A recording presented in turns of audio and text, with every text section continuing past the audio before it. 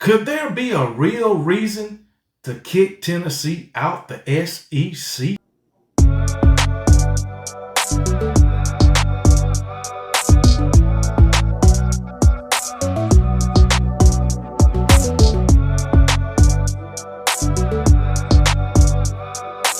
What's up, everybody? Welcome back to the channel. It's your boy Kangaroo Black coming back once again from my humble abode. I am finally home, and it's great to be back so I can put out these videos. But I'm telling you, I'm about to go ham. I'm about to go crazy with putting out videos. So I'm gonna make you get tired of me. Just letting you know. It's less than 100 days, until the football season. We in double digits now, baby. The season is almost here. It's going to be here before you know it. I'm telling you right now. So OKB about to put out some videos at a rapid pace, okay? Just so y'all know. All right, so and I hope that y'all tune in to every one of them. We about to get back consistent with these lives on Sunday night and Wednesday night, because we are close to the season, baby. And you can believe that. And we about to start our preview and prediction videos for the season. All right, for several teams. I mean, several teams. But anyway, let's get into this video talking about these Tennessee Volunteers. And could they really get kicked out the SEC? I don't think so.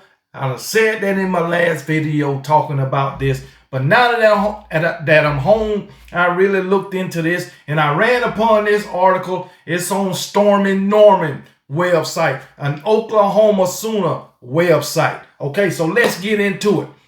There could be real reason to kick Tennessee out the SEC. We're going to skip to all the formalities getting into the article, and we're going to start out right here. Let me see. Right here. Okay. Now, even local Tennessee newspaper Knox News Sentinel has reported that there's a looming possible cause for the Volunteers and maybe even Vanderbilt to get booted from the SEC because of a new state law and pending agreement among Power 4 conference members. They not seeing eye to eye. All right.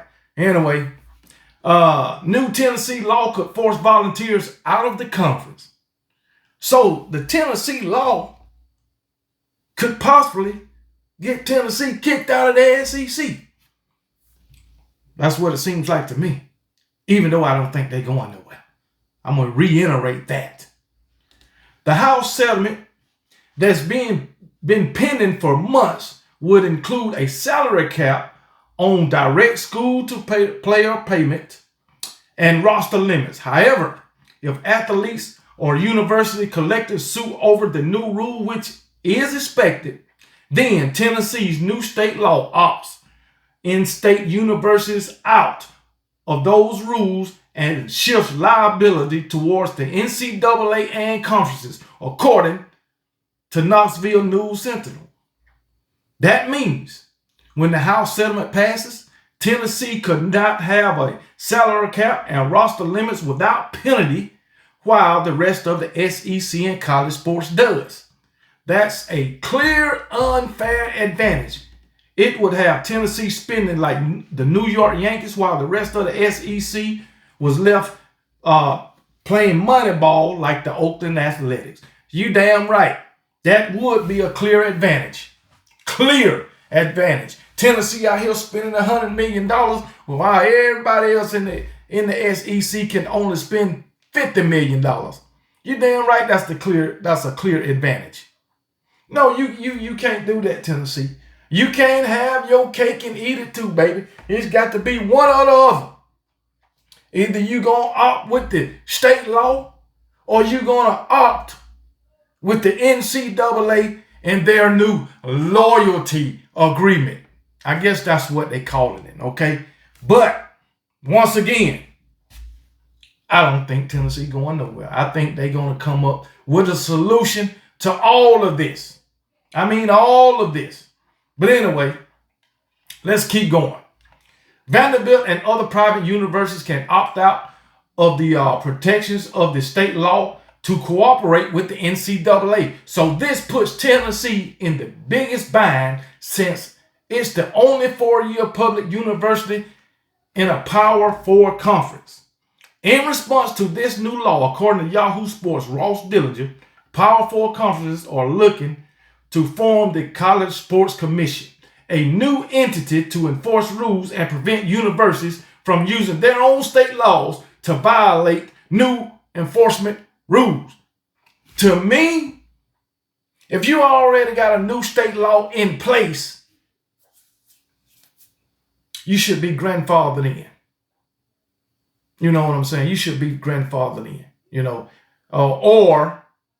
or in Tennessee's case, get kicked out and be a independent.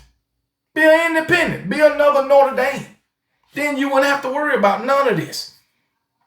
That's what I say. Be another Notre Dame. Do your own damn thing. But hey, it is what it is. That's up to Tennessee. That's up for Tennessee to decide what they want to do if they get kicked out the SEC, which I don't think they will. But as I said, they decide not to be an independent. Where they gonna go? I already said that the best bet is the Big 12. I had some Tennessee fans to say, because I said they don't want no parts of the Big 10, being that Ohio State, is in the Big 10, and after what Ohio State did to them in that playoff game, I leave that back there. But who else you got? Oregon, Michigan, but Tennessee fans say, hey, calm your nerve, KB. We can compete with the Big 10, the best in the Big 10, because hey, we coming from the SEC.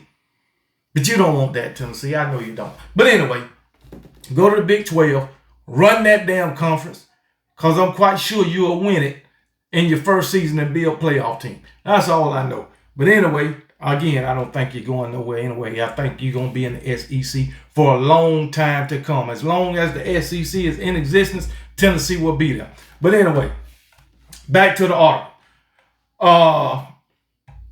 Anyway, part of this is a loyalty document that Power 4 conference members would be required to sign and presumably create an actual enforcement of power to possibly end the largely unregulated market that exists in college sports today.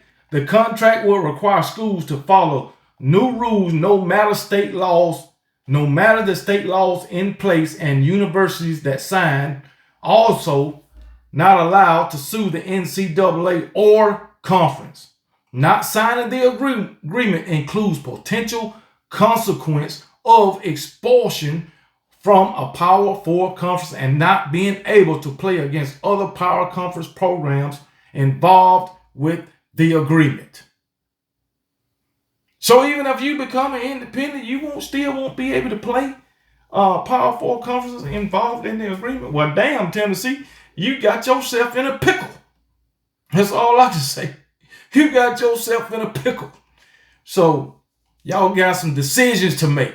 Either you're going to abide by the state law and risk being kicked out the SEC, or you're going to say, damn the state law, we're going to sign this agreement with the NCAA.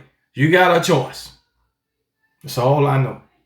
But still, I don't think you're going anywhere. Just my opinion. All right. I stated my real opinion about this on the last video. I talked about this. You know what I'm saying? So, but I see this and it's going into more depth than, previous articles that I read, even though I didn't read the whole article because, I had other things going on. But anyway, according to Dellinger, the contract is still just a draft, but has clearly been sent to university presidents, general counsels, and athletic directors.